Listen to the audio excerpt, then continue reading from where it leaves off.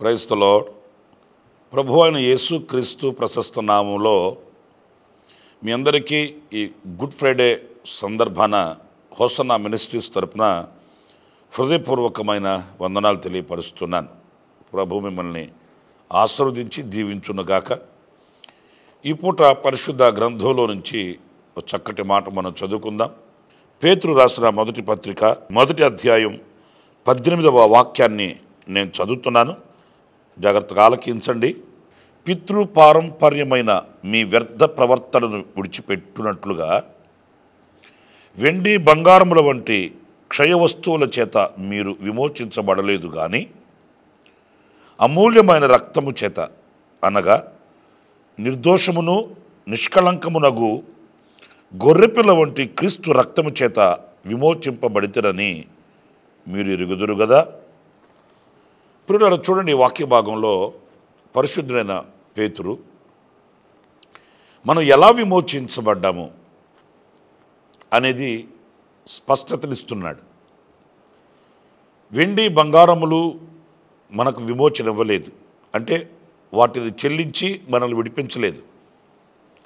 మనం విడిపించబడడానికి, విమోచించబడడానికి నిష్కళంకమైన, నిర్దోషమైన, పవిత్రమైన యేసు రక్తము చేత మనం విమోచించబడ్డాము అనేది దైవజనుని యొక్క మాటలో మనం గ్రహిస్తూ ఉన్నాము.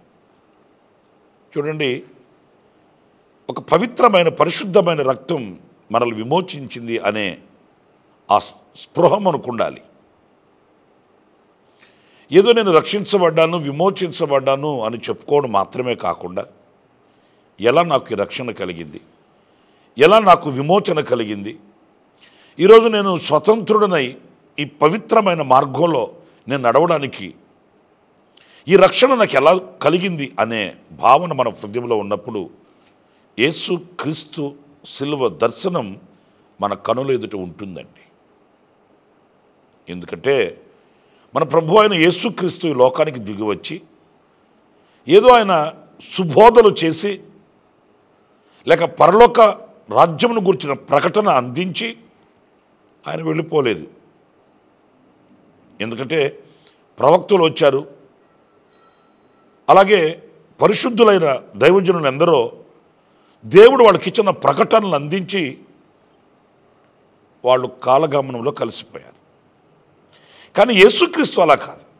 మన ప్రభు అయిన యేసుక్రీస్తు తండ్రితో కూడా ఉండుట విడిచిపెట్టకూడని భాగ్యమును ఎంచుకొనక దాసుని స్వరూపము ధరించి ఈ లోకానికి దిగి వచ్చాడు. దిగివచ్చి ప్రవక్తల వలె, పరిశుద్ధుల వలె ఆయన కూడా 4 మాటలు చెప్పి వెళ్ళిపోలేదు. ఎందుకని ఈ మాట నేను చెప్తున్నానంటే, కొంతమంది యేసుక్రీస్తు కూడా ఒక ప్రవక్త అండి అని చెప్తుంటారు. ఆయన ప్రవక్త మాత్రమే కాదు. ప్రవక్తలు ఎందరో వచ్చి ప్రవచించి దేవుని వాక్యాన్ని అందించి దేవుడు వాళ్ళకి ఇచ్చిన ఆ ప్రకటనని బోధించి వెళ్ళిపోయారు. కానీ యేసుక్రీస్తు ఆయన రక్తమును చిందించడానికి దిగి వచ్చిన దైవకుమారుడు. ఆయన తప్పించుకోవడానికి ప్రయాసపడలేదు, ప్రయత్నం చేయలేదు. పిలాతు అడిగాడు, నిన్ను శిక్షించుటకైనను తప్పించుటకైనను నాకు అధికారం ఉంది, నువ్వు నోరు తెరిచి మాట్లాడవయ్యా అని పిలాతు కోరినప్పుడు యేసుక్రీస్తు తప్పించుకోవడానికి 4 మాటలు మాట్లాడి వీళ్ళ చేతుల్లోంచి మనం తప్పించబడి బయటకు వెళ్ళిపోదాం అని అనుకోలేదండి. ఎందుకంటే ఆయన రక్తం చిందించాలి, ఆ రక్తం మన మీద ప్రోక్షింపబడాలి, ఆ రక్తము చేత మనం విమోచించబడిన వారమై విమోచన జనముగా విమోచన గీతాలు పాడాలి, మనం మరలా స్వతంత్రులమై ఆయన సన్నిధిలో బ్రతకాలనేది దేవుని నిత్య సంకల్పం. ఎందుకు స్వతంత్రులై అంటున్నాను? పాపములో మనం పట్టబడి ఉన్నప్పుడు, పాపము చేత బంధించబడి ఉన్నప్పుడు, ఆ పాపం మన కాళ్ళను, చేతులను, హృదయాన్ని బంధించి కట్లతో కట్టిన అనుభవాలలో మనం మోగబోయాము, కదలలేని పరిస్థితుల్లో కృంగిపోయాము. యేసుక్రీస్తు రక్తం మన మీద ప్రోక్షింపబడినందున ఆ పాపపు బంధకాలలో నుంచి మనం విమోచించబడ్డాము అనేది మనం గ్రహించాలి. మీకు పరిశుద్ధ గ్రంథంలో మరొక మాట కూడా నేను మీకు చూపిస్తాను. అదేంటంటే నిర్గమకాండం 15వ అధ్యాయం 13వ వాక్యాన్ని నేను చదువుతున్నానండి. నీవు విమోచించిన ఈ ప్రజలను నీ కృపచేత తోడుకొని పోతివి, నీ బలము చేత వారిని నీ పరిశుద్ధాలయమునకు నడిపించితివి. ఇప్పుడు చూడండి, ఈ వాక్య భాగంలో ఐగుప్తులో నుండి తన ప్రజలను, ఐగుప్తు అంటే పాపపు బానిసత్వం. ఇశ్రాయేలుల చరిత్రలో మీరు చూడండి, ఐగుప్తులో వాళ్ళు నలిగిపోయారు, ఐగుప్తులో గొడ్డి చాకిరి చేశారు, వాళ్ళ శ్రమకు తగిన ప్రతిఫలం వాళ్ళు అనుభవించలేకపోయారు. ఎంత దుర్లభమైన పరిస్థితి అంటే వాళ్ళే మట్టి తెచ్చి, మట్టి తొక్కి, ఇటుకలు కాల్చి లెక్క చెప్పాలి. వాళ్ళకి స్వతంత్రత లేదు, దీవెనకరమైన అనుభవాలు వాళ్ళకి ఐగుప్తులో కానరాలేదు. దేవుని సన్నిధిలో వాళ్ళు మొరపెట్టారు, అంగలార్చారు, ప్రభు సన్నిధిలో మొరపెట్టి కన్నీళ్లు కార్చారు. వాళ్ళ మొర దేవుడు విని వారిని ఆ దుస్థితిలో నుంచి విమోచించి వారిని దేవుని ఆలయమునకు, అంటే ఆయన సన్నిధికి వారిని నడిపించాడనేది ఈ వాక్యంలో మనం గమనిస్తున్నాం. ఎందుకు యేసుక్రీస్తు రక్తం కార్చవలసి వచ్చింది అని అంటే ఆ బానిసపు కట్లను తెంచడానికి, ఆ బానిసపు బ్రతుకులో నుంచి యేసుక్రీస్తు మనల్ని విడిపించడానికి. చాలామంది తెలియక దేవుడైతే రక్తం చిందించాల్సిన అవసరం ఏముందండి, దేవుడైతే ఆయన చనిపోవడం ఏంటండి అంటుంటారు అమాయకంగాను. ఆయన పరిశుద్ధమైన పవిత్రమైన రక్తం కార్చకపోతే, క్రయధనముగా చెల్లించకపోతే మనకు విమోచన, విడుదల లేదు కదా. ఐగుప్తులో కూడా ఇశ్రాయేలీయులు చూడండి, గొర్రెపిల్ల రక్తము చేత సాదృశ్యంగా వాళ్ళు విమోచించబడ్డారు, ఆ రక్తము చేత వాళ్ళు పరిశుద్ధపరచబడ్డారు, ఐగుప్తులో నుంచి విమోచించబడ్డారు. ఈనాడు మనం యేసుక్రీస్తు రక్తము చేత విమోచించబడిన ప్రజలముగా మనం ఉండడానికి ఆయన సిలువలో యాగమైపోవలసి వచ్చిందండి, త్యాగం చేయవలసి వచ్చిందండి.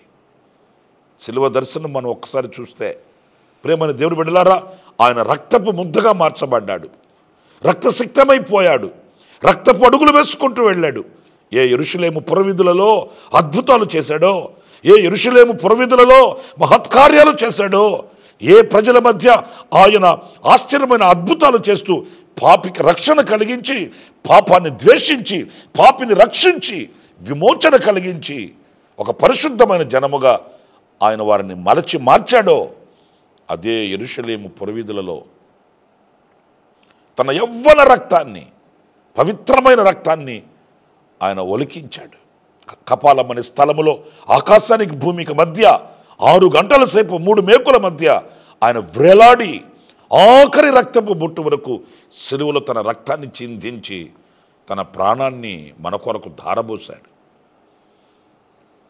ఇది సరదా కాదండి, ఏదో సంవత్సరానికి ఒకసారి తలంచుకోవడానికి కాదండి.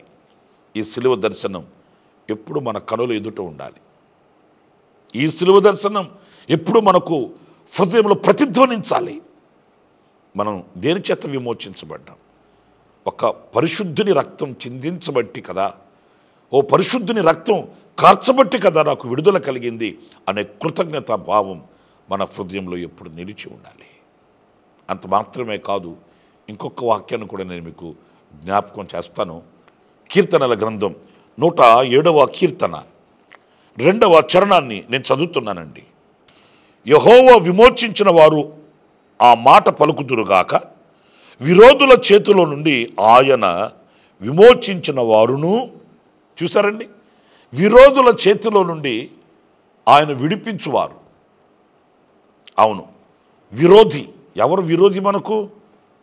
మనుషులు కాదండి. పరిశుద్ధ పౌలు చెప్తాడు, మనకు ఒక విరోధి ఉన్నాడు, వాడు వాయుమండలాధిపతి,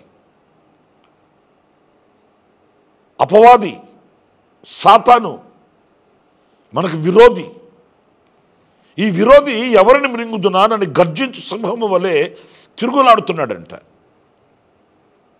సాతాను ఎవరు అంటే ఓ పడిపోయిన దూత, త్రోసివేయబడిన అహంకార స్వభావం కలిగిన గర్విష్ఠి అయినటువంటి స్వభావం కలిగిన దూత. ఈ సాతాను అపవాది ఏం చేస్తాడు అనంటే, ఎవరిని వశం చేసుకొని తన వలే వారిని మార్చుకోవాలని ప్రయత్నం చేస్తాడు. వినయంగా బ్రతకనివ్వడు, విధేయతగా నిలవనివ్వడు, ప్రశాంతంగా మన జీవితాన్ని కొనసాగించుకొనివ్వడు. హృదయాన్ని అపవిత్రపరుస్తాడు, మనసును చెరిపేస్తాడు. వాడి హృదయము కదా ఉన్నట్లుగానే అహంకారపు బుద్ధితో బ్రతికేటట్లు మన బ్రతుకుని పాడు చేస్తాడు.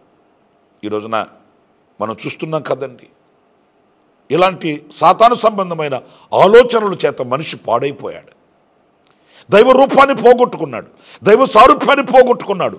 దేవునిలో ఉండవలసిన ఆ క్షమబుద్ధిని, ఆ క్షమాపణ మనస్సును పోగొట్టుకుని సాతాను మనసును ఆయుధంగా ధరించుకొని విర్రవీగిపోతున్న మానవత ఈరోజున మనకు సమాజంలో కనిపిస్తుంది. మనం కూడా గతంలో అలాంటి వారమై ఉన్నప్పుడు యేసుక్రీస్తు మనల్ని రక్షించి విమోచించి తప్పించి ఆయన ఆ శత్రువు చేతిలో నుంచి మనల్ని విమోచించి ఇదిగో ఈ గొప్ప భాగ్యాన్ని ప్రభు మనకు అనుగ్రహించాడు. సాతాను యొక్క తంత్రాలు మన మీద పడకుండా, సాతాను మనల్ని వశపరుచుకోకుండా, ప్రియులారా, ఈ లోకంలో ఎవరు కూడా మనల్ని తప్పించలేరు, ఎవరు కూడా మనం విమోచించలేరు. ఎందుకంటే వాడు వాయుమండలాధిపతి, వాడు అపవాది, వాడు దొంగ అయిన వాడని లేఖనాల్లో వ్రాయబడిన సత్యం అండి. ఎలాగ మనం దోచుకొని మన జీవితాన్ని కుక్క చిప్పుని ఇస్తరలా మార్చి ఈ లోకానికి మనల్ని అమ్ముడుపోయేటట్లుగా చేసి దేవునికి ఎలా దూరం చేయాలని వాడు ప్రయత్నం చేస్తున్న వేళ వాడి నోట పడకుండా, వాడి కంట పడకుండా, వాడి చేతిని పడకుండా దేవుడు మనల్ని రక్షించి ఆయన పవిత్రమైన రక్తం మనకు కోటగా వేసి ఆ రక్తపు కంచెలో, ఆ రక్తపు కోటలో మనల్ని భద్రపరిచి ఈ సాతాను బారిన పడకుండా, అపవాది బారిన పడకుండా ఇదిగో యేసుక్రీస్తు రక్తం చేత మనల్ని ఆయన తప్పించి విమోచించి కాపాడుతున్న సంగతి వాస్తవం అండి. మన శక్తి, మన భక్తి, మన బలము, మన ధనము, మన జనము కాదు. ఏదో మన అదృష్టం లేకపోతే వాళ్ళ దురదృష్టం అని కాదు. కేవలం యేసుక్రీస్తు ప్రశస్తమైన పరిశుద్ధమైన రక్తం ఇదిగో మనకు కంచె వేసి కాపాడుతున్న సంగతి వాస్తవం. లేకపోతే ఏనాడో మనం సాతాను వశమైపోయి ఉండేవాళ్ళమే. మన బలం కాదు కదా. నా ప్రియమైన దేవుని బిడ్డలారా, సాతాను యొక్క విరోధి అపవాది యొక్క బారిన పడకుండా వాని చేతిలో నుంచి విమోచించడం మాత్రమే కాకుండా ఈనాటికి ఆయన మనల్ని కాపాడుతున్నాడు. మన విశ్వాసాన్ని, ప్రభునందు మనకున్న నిరీక్షణను, ఈ పవిత్రమైన మార్గంలో మనకు కలిగిన పవిత్రత, పరిశుద్ధతని ఇవన్నీ ఆయన రక్తం చేత కాపాడుతూ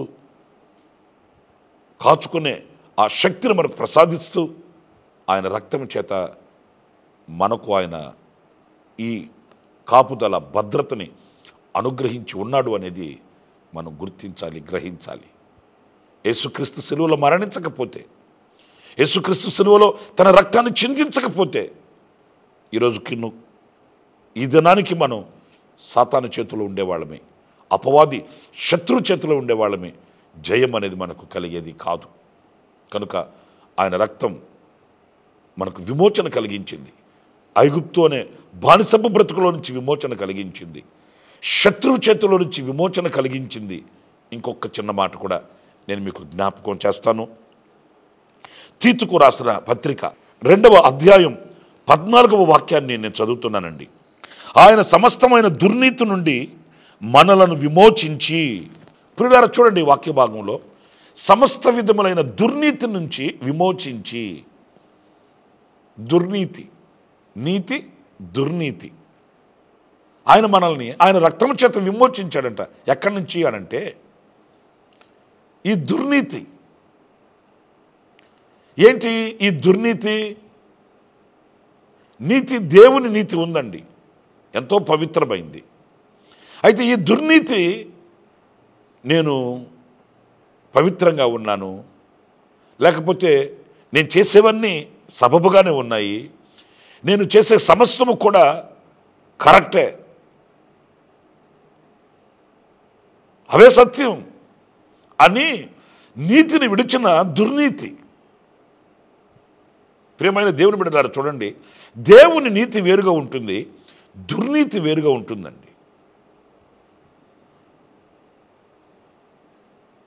ఈ దుర్నీతి ఏం చేస్తుంది? మనల్ని మోసగిస్తుంది.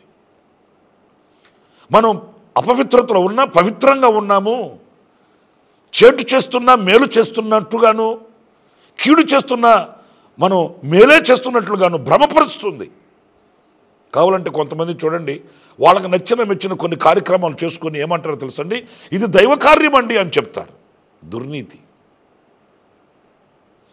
ఏదో ఆ కార్యాలు చేసి ఈ కార్యాలు చేసి దేవుడు మాకు అప్పగించిన పని అండి అని, లేకపోతే ఇవి దైవ కార్యాలండి అని తమను తాము మోసగించుకునే ఒక దుర్నీతి ఉంటుందండి.